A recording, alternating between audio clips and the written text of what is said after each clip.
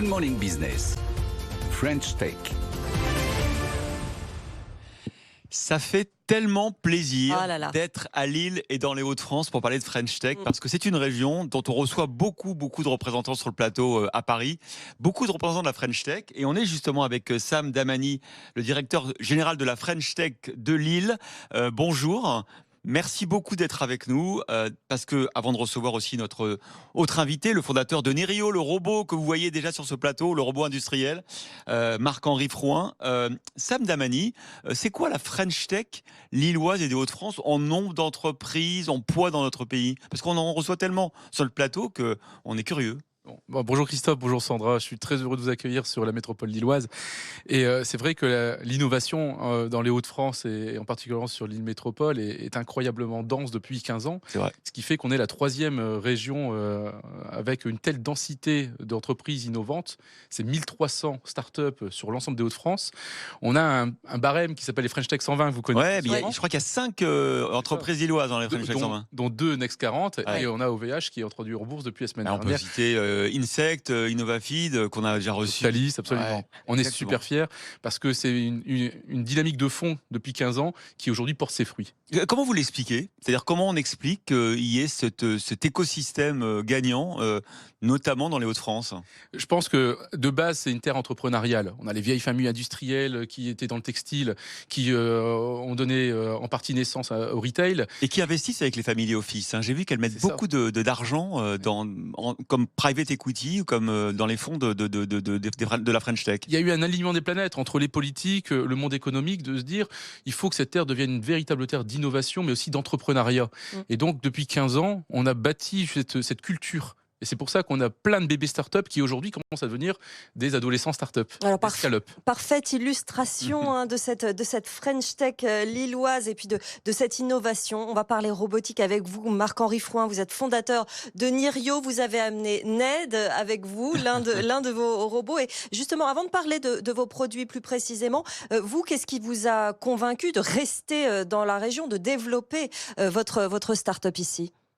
Bonjour, donc effectivement, nous, Nirio, on vient de Euratechnologies. Donc c'est un écosystème effectivement qui nous permet effectivement d'accéder à un réseau, etc. Donc c'est comme ça qu'on a grandi au début. On a la chance effectivement aujourd'hui aussi de pouvoir être accompagné fortement par la région et par la BPI. Donc c'est effectivement aussi ça, ce sont ces organes-là qui nous permettent de grossir assez rapidement. Nous, on a déménagé récemment là dans un nouvel espace plus industriel, donc ça montre aussi qu'on passe des étapes, et ça c'est vraiment chouette pour les équipes et puis pour montrer qu'on avance dans la bonne direction. Alors Nirio justement, c'est un robot qui est imprimé en 3D, ça c'est quand même, il faut le souligner. Vous êtes déjà présent dans 32 pays, est-ce que vous pouvez nous raconter l'histoire de ce petit robot ? Alors effectivement, donc l'histoire, moi je suis ingénieur de formation, j'ai fait l'ICEN à Lille, une école d'ingénieur en électronique, et puis je suis parti du constat initial que voilà, je voulais travailler dans la robotique, mais je n'avais pas accès à ces gros robots industriels qu'on voit notamment sur les lignes automobiles, et donc je me suis dit pourquoi il n'y a pas l'équivalent un peu en petit et en miniature, et c'est comme ça que l'aventure pour apprendre Nirio, à programmer, à le faire fonctionner, c'est ça. Exactement, donc là aujourd'hui on est plutôt sur un robot qui est vendu dans un cadre d'éducation, de recherche, mais effectivement on est de plus en plus demander et tracter vers des marchés, on va dire, semi-industriels pour faire un équivalent permettant d'automatiser des petits process dans les labos, dans les industries. Alors, qui précisément fait appel à vous et s'équipe de Ned? Il y a Nirio One aussi, c'est un autre de vos robots. C'est ça, donc le tout premier robot s'appelait Nirio One, la génération maintenant s'appelle Ned. Aujourd'hui, on vend vraiment dans les universités et les centres de recherche. On a vendu même en Allemagne récemment, par exemple, à la Deutsche Bahn, qui équipe des centres de formation, 30 centres de formation pour former les techniciens à l'industrie 4.0, à la robotique. C'est vraiment ça l'objectif de Nirio, permettre à la robotique d'être vraiment accessible. Alors, vous avez vendu 2500 robots déjà, et donc vous les fabriquez avec des imprimantes 3D, c'est ça ?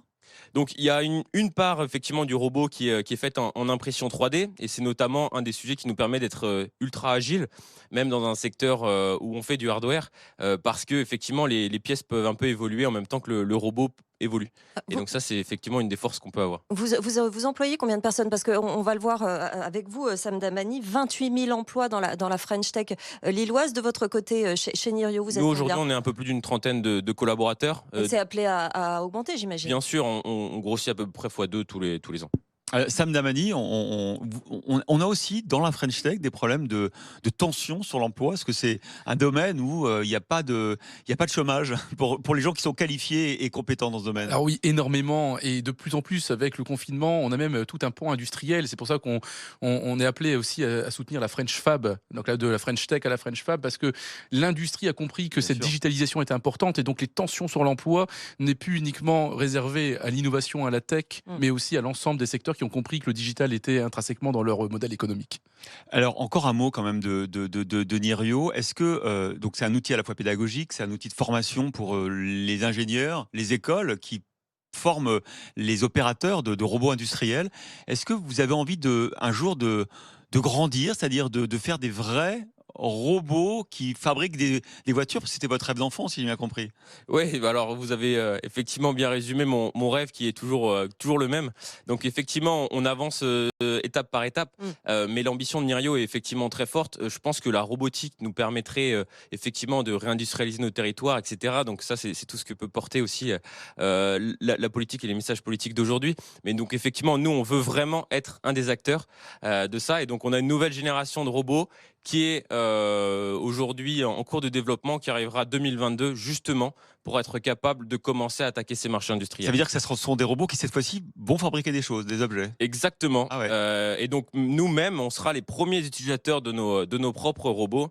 Voilà, pour montrer qu'effectivement, c'est grâce à ça qu'on arrive aussi à décupler un peu les forces des opérateurs, des agents de montage, etc. Vous faites une grande partie de vos ventes à l'international chez Nirio.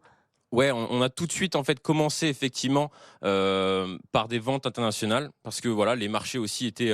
Enfin, aujourd'hui, on vend beaucoup en Asie, on vend beaucoup en Allemagne, on vend beaucoup dans les pays comme ça qui sont connotés industriels. Mais effectivement, la France, on voit accélère sur ces sujets-là, et donc on est content maintenant de voir qu'on équipe aussi des universités d'une vingtaine de robots, voilà. Et donc on voit qu'il y a vraiment une dynamique vers l'industrie 4.0. Bon, qui est en cours. Sam Damani, vous avez de nombreux comme ça, acteurs de la On French a envie Tech de dire lilloise. génie, non, des fois. On a envie de dire petit génie, hein, quand même, On- dans la French Tech, souvent. Hein. J'hésitais, Oui, c'est vrai, quand même. mais on peut le dire.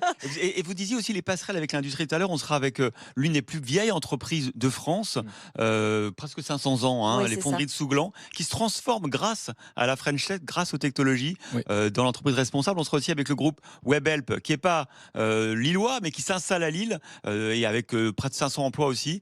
On est une terre d'attractivité incroyable, mais vous avez raison, c'est plus que des génies. L'entrepreneuriat, ça a été 15 ans de ma vie, c'est répondre à un problème de marché. Et donc s'il y a un problème, on veut trouver une solution et on doit être innovant. Mais pour conclure, ce que Nirio fait, beaucoup de startups l'ont compris, notre terrain de jeu, c'est le monde. Et il faut Absolument. qu'on prenne en compte que notre véritable enjeu, c'est un enjeu européen. Et la French Tech, c'est sûrement le réseau le plus structuré, le plus entrepreneurial en Europe. Et demain, avec la présidence européenne, on a peut-être la chance d'avoir un impact économique à dimension internationale. Déjà, les Hauts-de-France sont extrêmement bien placés en Europe. On le sait, 80 millions de consommateurs dans un rayon de 300 km. C'est un sacré atout quand même. Hein. Et je crois que vous avez bien compris comment en tirer profit. Merci Je vous en Merci prie. à beaucoup vous à deux. tous les deux. Sam Damani pour la French Tech lilloise et Merci à Marc-Henri Frouin, fondateur de Nirio. Merci à tous les deux.